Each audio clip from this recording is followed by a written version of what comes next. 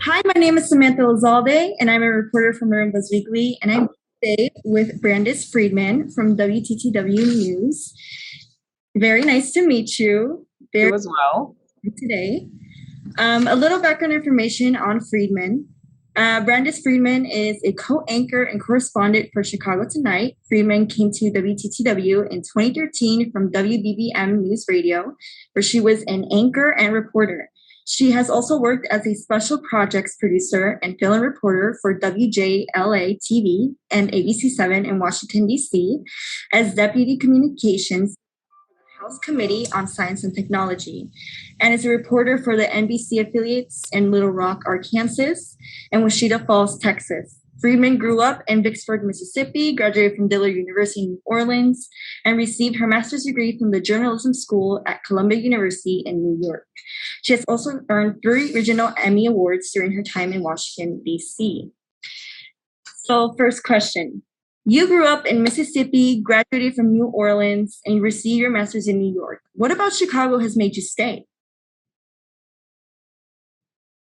I've been in Chicago for 10 years now. And it's kind of funny. Like, I'll give you a quick story. I never would have chosen Chicago for myself before I moved here. Like, I visited when I was in college and it was just not a good trip. I got sick while I was here and I didn't see the good parts of the city. And so later on in life, when I met my husband, he grew up in Morton Grove. And then I started visiting Chicago with him. I started to like it more, just because in the visits before, I was like, I don't get it, guys. What's the big deal? And so we moved to Chicago to be closer to family. So my in-laws are here. I also, because I'm from Mississippi, I've got some extended family on the south and west sides of Chicago, as most Black Mississippians do. But what's made me stay has been all of the opportunity that I've had here. Obviously, like, we stick around because we want to be close to family, and that's important to us.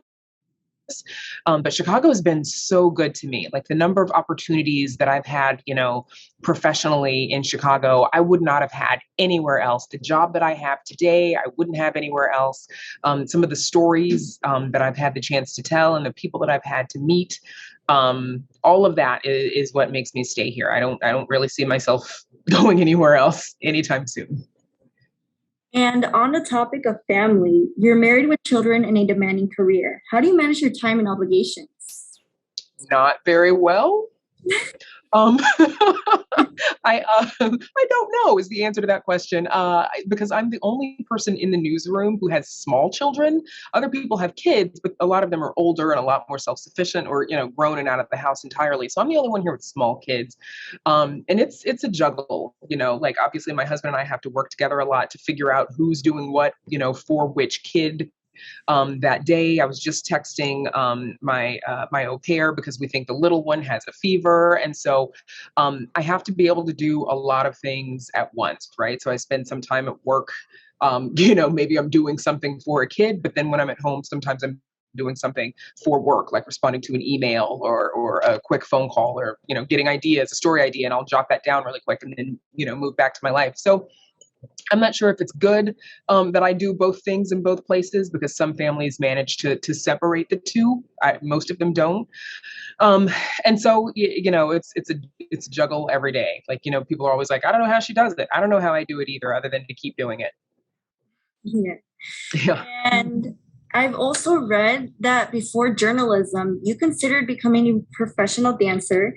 Additionally, you spoke about fashion and beauty tips. Do you still continue to have these side hobbies and involve them to your journalism? I wish I did. And sometimes, I can tell a story on one of these things, right? And that's fun for me.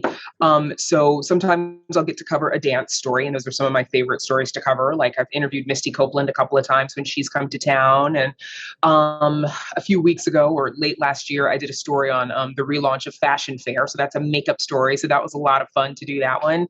So I don't get to do those things as much, like I don't get to work them into, my job as a journalist as much as I would like to. That's okay, because I'm also telling some other very important stories that are important for me to tell. But on occasion, I get to pick some of those up, not as much as I'd like, but every now and then. And on the topic of journalism, please talk to us about solutions journalism. How important is it? I think solutions journalism is very important. I think, as journalists, we have a responsibility to point out problems when they exist, but I also think it is responsible journalism to point out solutions when those exist, because I think a lot of the times, some very talented watchdog journalists are pointing out like what may have gone wrong in the mayor's office or with a program or money that was being doled out. And it's taxpayer dollars, and so journalists have a responsibility to keep an eye on how our federal officials and agencies are spending that money. But I also appreciate it when as journalists we can point out these are the efforts that worked to fix a problem, and sometimes these are the efforts that did not work, but at least somebody tried, and maybe someone else can try and get it right next time or get it better next time. So I think solutions journalism is absolutely important. It's not necessarily, solutions journalism is not all features either. It's not just a good organization over here doing good work, because there are lots of those doing that. I think it has to have some impact when you're telling a solutions journalism story. And why is data journalism important?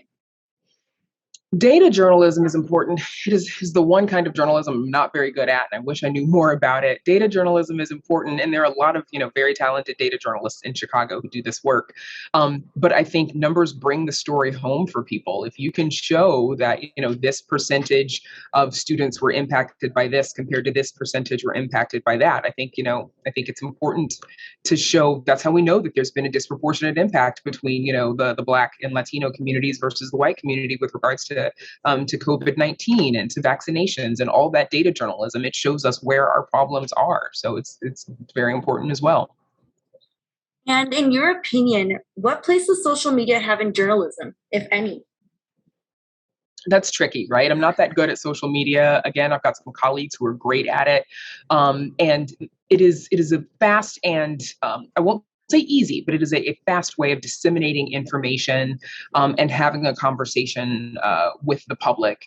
For me, I prefer to use social media for funny things, right? Like sometimes people may just be curious about what's going on in here and what the behind the scenes is like, and that's one way to share information or to tell them what else we're doing that's not happening on air that you can't see. Which, by the way, not everybody watches the news on television anyway. A lot of people watch it on their phones anyway or online.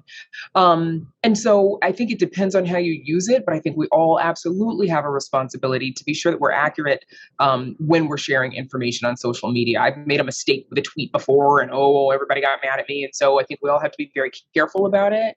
And certainly as journalists, you have a responsibility to be careful about it. I noticed the other day, my colleague Heather Sharon pointed out that last week Chicago City Council voted to award, I think it was $1.67 million to the people who were arrested and sort of assaulted by cops in, I forget the name of that parking lot center last summer or the summer before last during the unrest after George Floyd. Someone retweeted her tweet and shared that City Council had awarded $0.67 million.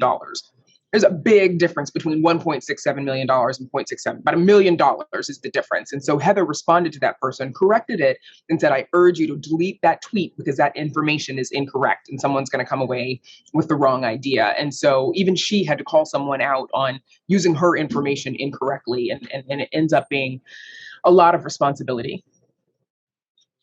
And as you become aware of the many concerns in the Chicago community, what do you believe needs to change or improve? I still feel like sort of an outsider, even though I've been in Chicago 10 years and Chicago's been very welcoming to me. I feel like it's not really my place to tell the city, what could be better or, where it could change or improve. Obviously, there's a lot that could be, that could be changed or improved to make life better for a lot of Chicagoans. I'll give you but one example. Tonight we are launching our new Firsthand series, and this is our fourth series of that fourth segment of that series, and this one's about segregation. And so we're doing multiple short form documentaries tonight on WTTW for Chicago Tonight. We're devoting the whole hour to the topic of segregation because it has been a perpetual problem for the city of Chicago that it is, one of the most segregated cities in the country. I don't know how you change that, right? I don't know how you uproot entire communities in order to integrate them. But that segregation, it has an impact, right? It impacts where people can move and what kind of schools children go to. Sometimes that segregation comes with violence for some communities that others don't experience, or access to opportunities and businesses. So it is a problem. I don't know how you change it, or that it should change, because some people also believe segregation is okay, because we can have, a successful Black enclave or Latino enclave, where we can support each other's businesses and, still have good schools. So there are different schools of thought on whether it's a necessary change, but I do know that it impacts the lives that people live. And that's in just sorry, go ahead. Sorry. And in Chicago Tonight, Black Voices, you focus on Black communities, concerns, and stories. Why do you believe this coverage is especially important in today's age and day?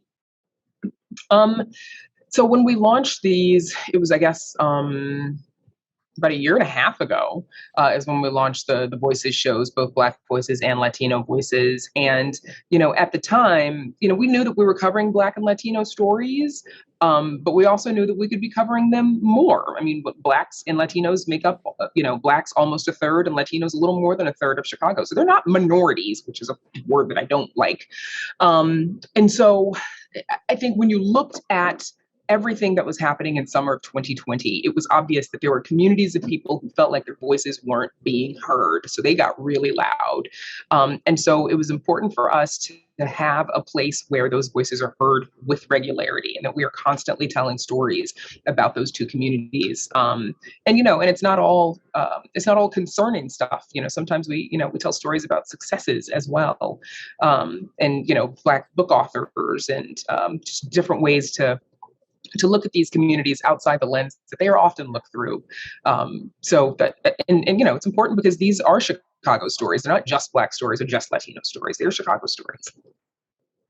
And going into one of your specific interviews in October 2020, you sat down with Dr. Anthony Fauci, director of the National Institute of Allergy and Infectious Diseases, to talk about where things stand with the pandemic and where they're headed. Now that it's 2022, what questions would you have for Dr. Fauci? That is a very good question.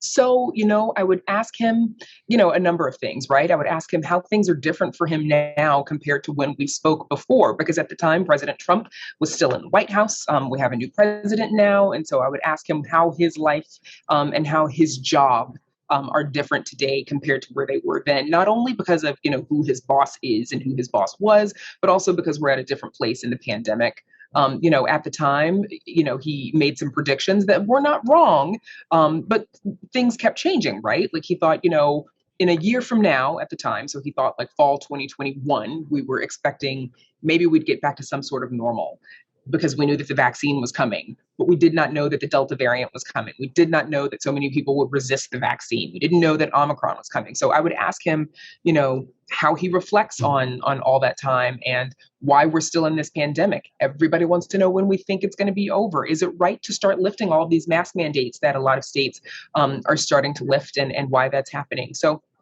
we have, over this pandemic, we've asked Dr. Fauci to look into his crystal ball quite a bit.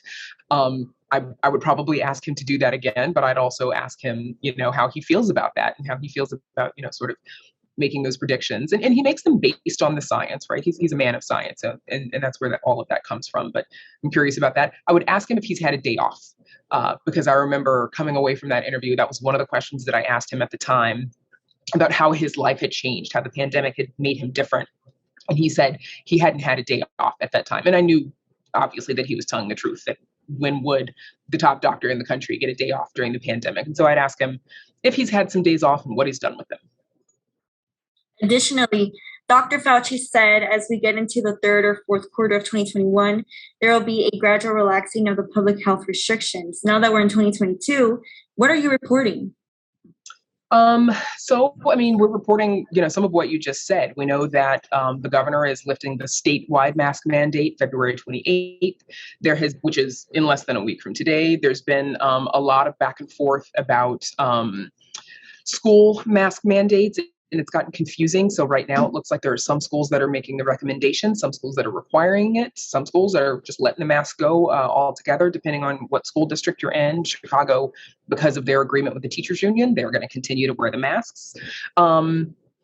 Also, the mayor and Dr. Allison Arwady, the Chicago Public Health Department commissioner, they are having a press conference this afternoon, and they're probably going to talk about when the city is lifting the mask mandate. So that's another restriction that could be coming. I think the vaccine mandate is remaining in place for now, although I'm not listening to that press conference, so I don't know what they're saying about it. So, I mean, and right now, I think those are the main restrictions that folks have in place. I think after that, a lot of it's going to be up to sort of, individual businesses. Do they want to start inviting people back into the office? Are people going to start doing that? Because we've learned that we can work from home a lot now. I'm obviously not. I'm in the office. So, I'm looking at how people are adapting and adjusting to whatever changes come next. And I'm also afraid there's going to be another variant and we're going to have another surge. We're all going to have to go back in the house. That is all the questions I have for you today. It has been an honor getting to know you and just getting to ask you these questions. Is there anything else you would like to share? I think that's it. Thank you so much for having me. It's been a treat to join you. Thank you so much for joining.